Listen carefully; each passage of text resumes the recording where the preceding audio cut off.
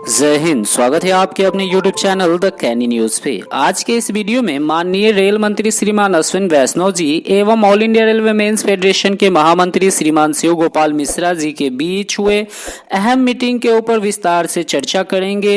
इनके मेमोरेंडम का एनालिसिस करेंगे। तो बिना समय गवाए शुरू करते हैं आज का एनालिसिस। पूरा वीडियो अवश्य देखिएगा।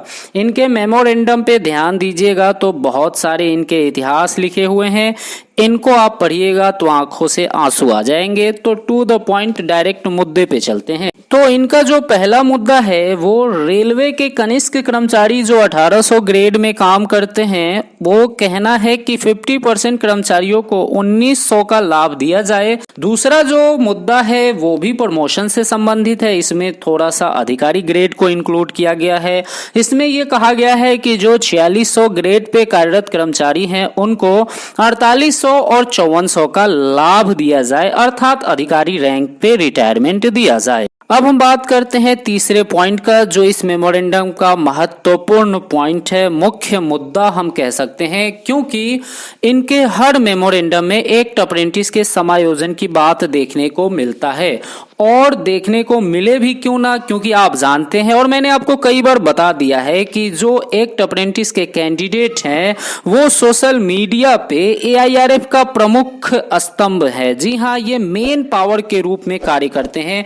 किसी भी प्रकार का कोई भी इवेंट सोशल मीडिया से संबंधित AIRF का होता है तो उसमें बढ़ चढ़ के एक्ट अप्रेंटिस के कैंडिडेट भाग लेते हैं और उसको वो सफल बनाते हैं। चाहे किसी प्रकार का कोई ट्विटर ट्रेंडिंग करवाना हो या फिर सोशल मीडिया पे विरोध प्रदर्शन दर्ज करवाना हो या कोई मीटिंग या फिर आंदोलन को सफल बनाना है, तो उसमें ये बढ़ चढ़ के हिस्सा लेते हैं। तो इसलिए हर मेमोरेंडम में इनका मुद्दा को प्रमुखता से उठाया जाता है। और खासकर जब मेमोरेंडम देने के बाद, मीटिंग समाप्त होने के बाद इनके द्वारा जो प्रेस रिलीज जारी किया जाता है तो उसमें जो हेडलाइन बनाया जाता है वो एक्ट अप्रेंटिस के अभ्यर्थियों से संबंधित ही हेडलाइन होता है।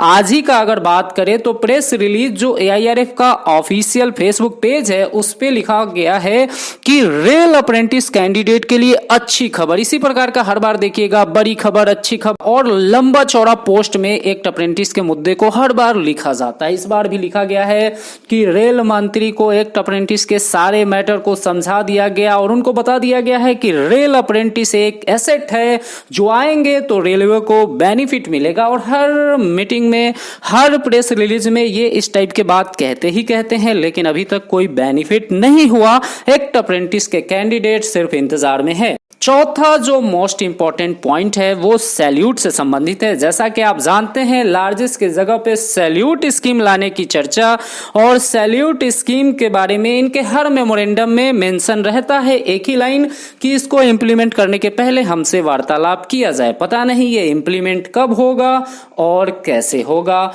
लेकिन ये कंटिन्यू, लार्जेस्ट शब्द तो गायब हो गया लेकिन सैल्यूट देखने को मिलता है, लेकिन इससे आगे गाड़ी नहीं बढ़ रही है। पांचवा पॉइंट मोस्ट इंपॉर्टेंट पॉइंट है, हम कह सकते हैं जितने भी ग्रुप डी कर्मचारी है सबों से जुड़ा हुआ है।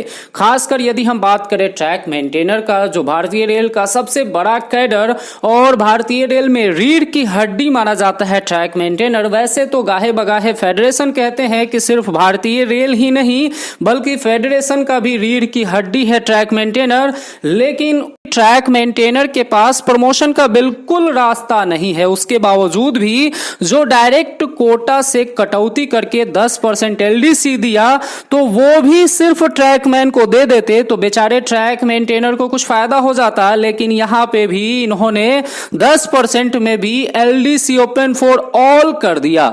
जी हां, यदि आपको LDC open for all he करना था तो जितने भी ग्रुप डी के प्रमोशन चैनल है वो सबको यूनिफाइड करके, एक करके और उसके बाद ऑल कर दीजिए। किसी को कोई आपत्ति नहीं होगा। सब लोग ग्रुप डी के जितने भी कर्मचारी है वो एग्जाम में पार्टिसिपेट करेंगे और जो तेज होंगे वो प्रमोशन पाएंगे, सेलेक्ट होंगे। किसी को कोई नाराजगी नहीं होगी महोदय। तो मेमोरेंडम के पांचवें पॉइंट को देख के ट्रैकमैन कैडर यही कह रहे हैं कि जिनके पास जितना अधिक फैसिलिटी है उनको और ज्यादा फैसिलिटी दी जा रही है। कहने का मतलब यह है कि जिनके पास पर्याप्त खाने पीने की तरह तरह की पकवान रखी हुई हैं तो उसको एक रोटी दीजिएगा तो उसका कोई वैल्यू उसको पता नहीं चलेगा। लेकिन जिसके पास सूखा रोटी खाने को है, अगर उसको आप एक पराठा दे दीजिएगा तो वो इतना खुश हो जाएगा जिसका कोई जवाब नहीं। तो जी हाँ, यदि ये जो 10% आप डायरेक्ट कोटा से कटौती करके एलडीसी ओपन फॉर ऑल की बात कर रहे हैं, यदि वास्तव में आप थोड़ा सा भी पार्शियलिटी नहीं करते, सभी का कल्याण चाहते, तो ये जो है LDC open for track man होता।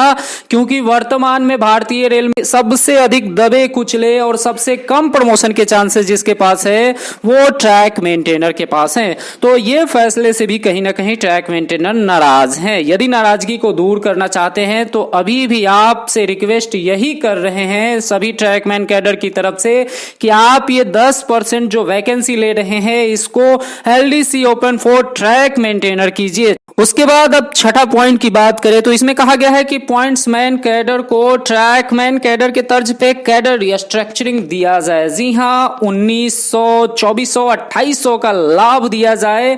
बहुत अच्छा मुद्दा आपने उठाया है। मैं भी चाहता हूं कि पॉइंट्समैन को ये सब फैसिलिटी दी जाए, कैडर रिस्ट्रक्चरिंग उनको भी मिलना चाहिए। लेकिन जो कैडर रिस्ट्रक्चरिंग के नाम पे ट्रैक मेंटेनर को एक अभिशाप दिया गया है, जिनका रेवेन्यू और प्रमोशन चैनल को अलग कर दिया गया है, जिसको 2800 में ही रिटायरमेंट होने के लिए बाध्य कर दिया गया है, उनके बारे में भी सोचिए। पॉइंट्समैन को कैडर रिस्ट्रक्चरिंग दिलवाइए और ट्रैक मेंटेनर को पॉइंट्समैन के तर्ज पे LDC open for track maintainer का बेनिफिट दिखाइए। कहने का मतलब यह है कि ग्रुप डी में जितने भी पद है उसका प्रमोशन को यूनिफाई करके और सभी कैडर को समान अवसर दीजिए।